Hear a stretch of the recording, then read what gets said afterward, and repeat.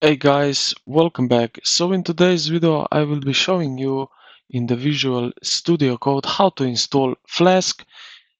So it's easy thing to do. Basically you go here on the left side to the extension, or you can like that type in Flask and you will see Flask snipes.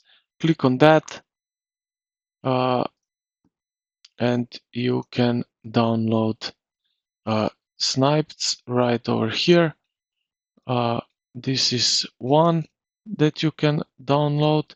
Then we have Flask snipes here. The second one, it's also the same thing. So this is basically how, but I downloaded this one. You here just press install and this will install on your um, in your Visual Studio Code. So this is how you install Flask. I hope this video helped you out. If you did, consider to like and subscribe to the channel. Thank you for watching and I will see you in the next one.